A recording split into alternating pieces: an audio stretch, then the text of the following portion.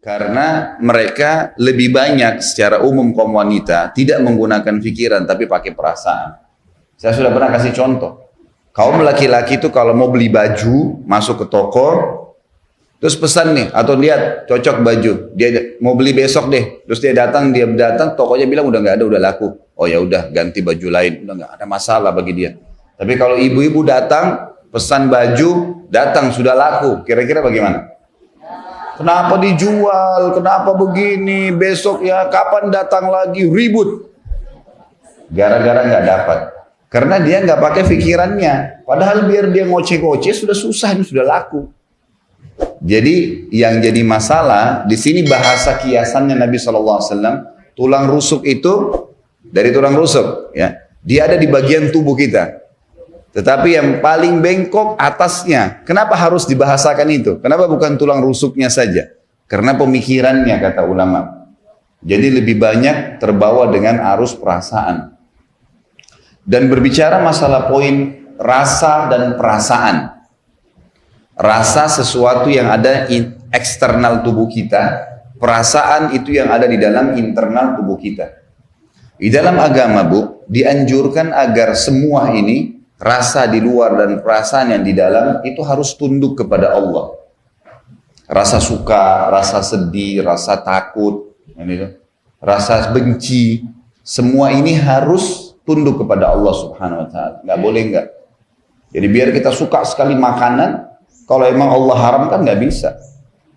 Ini kebanyakan ulama gunakan bahasa ini kepada kaum wanita karena perasaannya. Kalau dia suka sesuatu, susah untuk nolak, gitu kan? Karena terus terbawa. Coba ya saya coba aja, nggak apa-apa. Mungkin nanti bisa taubat. Nggak bisa, haram. Udah haram, gitu kan? Nggak bisa lagi dicari. Nggak bisa negosiasi. Ini nggak bisa. Gitu. Dan saya sudah jelaskan juga itu hari, dalam mendidik anak wanita, usahakan tidak banyak mengajak musyawarah. Jangan ajak banyak musyawarah. Langsung to the point. Kamu pakai baju ini, ibunya gituin. Kamu sekolah di sini, besok kamu sekolah mulai jam 7 pagi. Jangan ditanya, nak mau sekolah ini atau sekolah ini? Mau sekolah ini atau mau ini? Mau pakai baju warna ini, warna itu? Nggak bisa kalau anak wanita.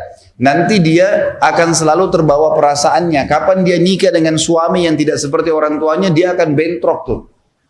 Sementara dalam hukum agama, istri harus patuh dengan suaminya. Jadi ada ibu yang biasa sukses mendidik anak perempuannya, dia jalan kemana, anaknya selalu di belakang. Ibunya pakai baju apa, dia juga pakai baju gitu. Ciplak ibunya udah. Itu luar biasa itu. Anaknya ini menjadi orang yang sangat patuh.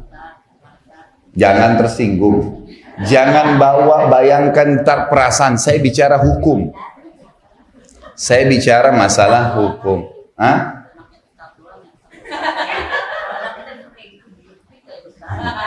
Insya Allah. Ini idealnya. Kalau mau menjalankan, kalau sudah terlambat ya boleh bercucu lah, gitu. Masih ada cucu, masih ada cucu insya Allah. Tapi saya bicara di sini sebagai seorang guru ngajarin hukum agama. Jadi jangan bawa perasaan. Dari kemarin-kemarin saya ingatin. Jangan kalau kita bicara cerai bayangin dirinya. Bicara masalah poligami bayangin dirinya. Ini nggak bisa, nggak selesai bicara masalah hukum nih. Hukum Allah begitu, kan itu. Ambil sebagai pelajaran. Kalau mau selamat memang begitu. Ini makna hadis tadi yang dikatakan dari tulang rusuk itu, gitu kan? Pikiran. Anak laki-laki makin sering diajak musyawarah makin bagus. Jadi nanti dia jadi penentu keputusan. Itu yang tepat. Nah, kamu mau ini atau ini? Dari kecil nggak apa-apa. Saya mau ini ibu. Baik, biarin. Nanti dia penentu keputusan tuh. Memang dia pemimpin di masyarakat. Perempuan nggak bisa. Kalau dibiasakan dengan seperti itu, dia terus akan membangkang sampai dia tua. Susah. Idealnya memang harus digituin. Pakai ini nak, pakai ini nak. Kalaupun misalnya dia protes, ya, protes itu biasanya terjadi karena sudah ada akumulasi sebelumnya. Kalau dari kecil dibiasakan, memang sudah dari kecil pakai ini. Ini baju, dibeliin pakaian sudah ada di lemarinya, gitu kan?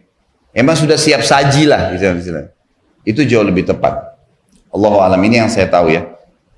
Kemudian dikatakan, dan tulang rusuk paling mewah adalah bagian paling atas. Jika engkau meluruskannya, berarti engkau mematahkannya. Di sini maksudnya bukan meluruskan sebenarnya. jika engkau memaksanya, terjemahnya lebih tepat itu, bukan meluruskan, memaksa. Jika engkau memaksanya, berarti engkau mematahkannya. Dan jika engkau membiarkannya, ia tetap akan bengkok. Maka hendaklah kalian melaksanakan wasiatku untuk berbuat baik kepada wanita. Muttafaqun alaih, dan lafadznya menurut Imam Bukhari. Jadi dari makna ini, kaum wanita, maaf, jangan tersinggung, jangan bawa perasaan. Walaupun pendidikannya sudah tinggi, tetap butuh panduan. Tetap butuh untuk dilindungi, dididik, diinstruksikan oleh pasangannya. Emang sudah begitu fitrahnya. Perasaan wanita itu kalau misalnya dikatakan kamu kerja ini ya, kamu lakukan ini ya, merasa punya satu tanggung jawab, gitu kan. Itu merasa ada perhatian dari pasangan. Beda dengan laki-laki. Laki-laki nggak boleh malah. Kalau dia coba ibu sering, menurut saya begini, pasti bentrok. Susah. Memang karakter dia sebagai pemimpin. Mungkin kalau dia ajak bermusyawarah, ibu kalau tidak mau ribut sama suami, kalau dia bilang bagaimana pendapat kamu ini, baru kita katakan ini. Jangan belum diajak musyawarah sudah menurut saya begini. Atau dia beli sesuatu, kenapa kamu beli nggak bilang sama saya? Itu pasti ribut udah. Karena dia punya karakter kelaki-lakian, dan saya sudah bicara panjang lebar yang kemarin. Dia merasa dia penentu keputusan. Udah, kalau tidak ada pelanggaran dalam agama, sudahlah, biarin aja, gitu kan. Nikmatin aja, gak ada masalah. Yang penting kan hak kita terpenuhi. Ada naungan, ada segalanya gitu ya. Kecuali saya bilang kemarin berantakan, nggak baik memang ya, buruk itu lain. Tapi kalau enggak, maka tidak ada masalah. Kita lihat kehidupan para istri Nabi SAW. Kalau Nabi SAW mengambil sebuah keputusan, maka mereka tidak membantah. Nabi SAW datang, membawa makanan tertentu, atau apa sajalah yang Nabi SAW bawa ke dalam rumahnya, maka selesai, istrinya menerima, dan akhirnya sama-sama dinikmatin. Umumnya seperti itu. Kita lihat riwayat Imam Muslim, ada tambahannya, jika engkau ya, menikmati, maksudnya di sini adalah engkau istimta ini, engkau terbawa dengan arus dia, gitu. Menikmati waktu bersamanya, engkau dapat kenikmatan dengannya. Ya, tapi di sini terjemahan yang bengkok keliru. Ya. Di situ tolong dikasih koma lagi, engkau dapat kenikmatan dengannya, kasih koma di situ. Koma dulu dengannya, yang bengkok ini dihapus, diganti. Ya. Tetapi ia masih ya, memiliki kebengkokan. Maksudnya seperti makna tadi tulang rusuk itu.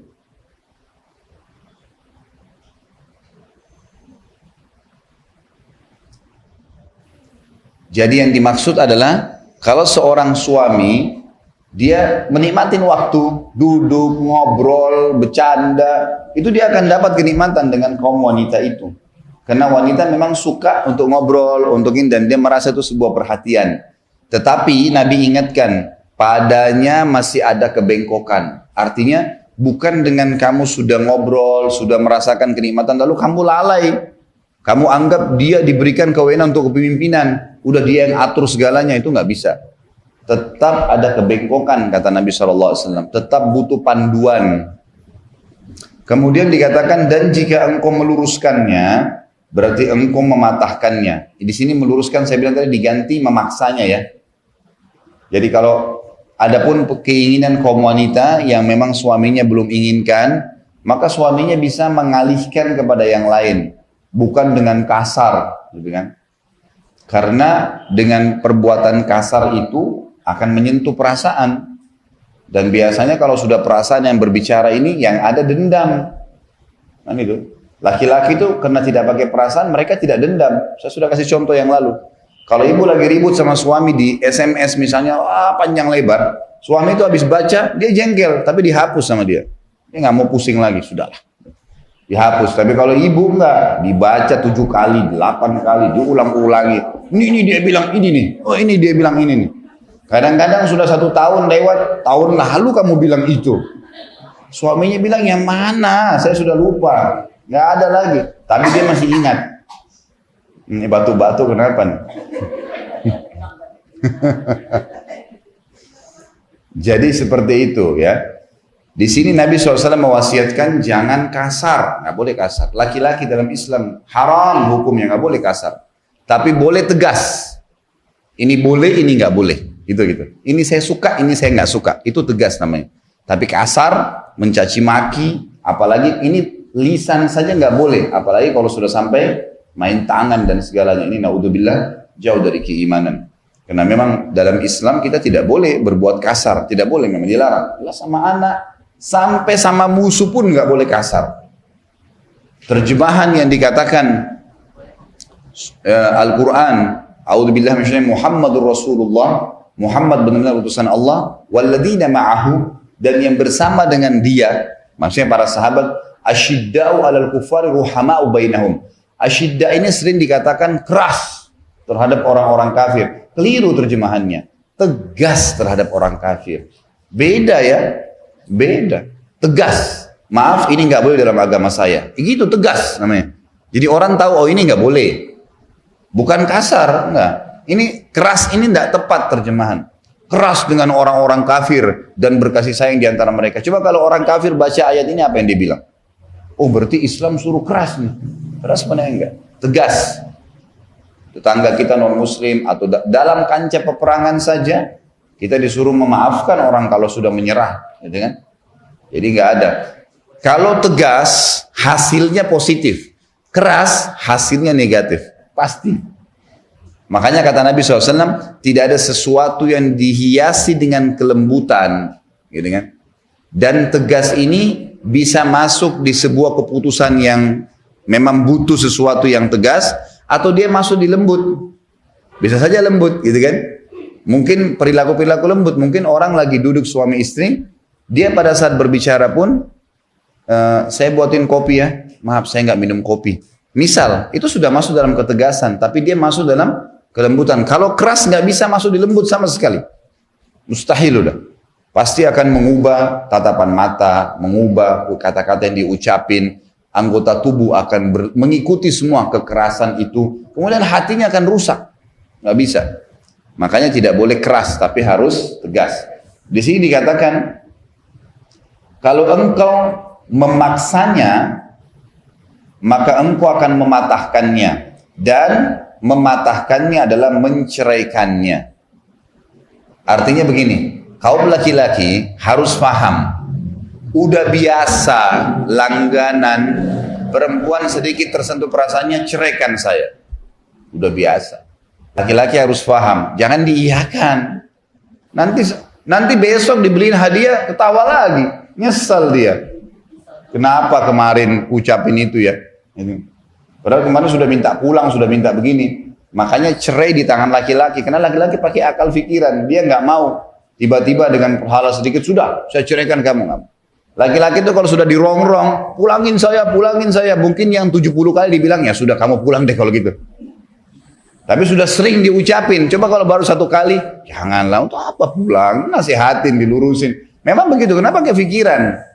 Nah, jadi hal-hal mendasar seperti ini harus diketahui. Kata Nabi SAW, kalau engkau memaksanya dengan cara kasar, maka dengan cara tadi dikatakan memaksanya artinya menceraikannya.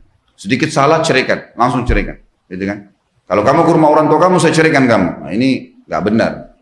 Nabi SAW wasiatkan nggak boleh laki-laki seperti itu. Dan umumnya subhanallah, fitrahnya kalau ibu-ibu bisa review dari awal menikah, biasanya dari awal menikah, kecuali laki-laki ini keluar dari normalnya. Memang dia punya sifat-sifat yang tidak baik sebelumnya. Tapi kalau dia masih normal saja di jalur walaupun tidak mengerti agama, fitrahnya itu penyayang, suka pemerhati. Memang sifatnya laki-laki seperti itu.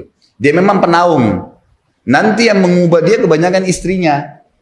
Seringkali istrinya memulai ini, memulai itu, memulai yang hal-hal yang akhirnya membuat dia terus jenuh-jenuh, lama-lama puncaknya baru kemudian marah. Saya bilang ini yang normal.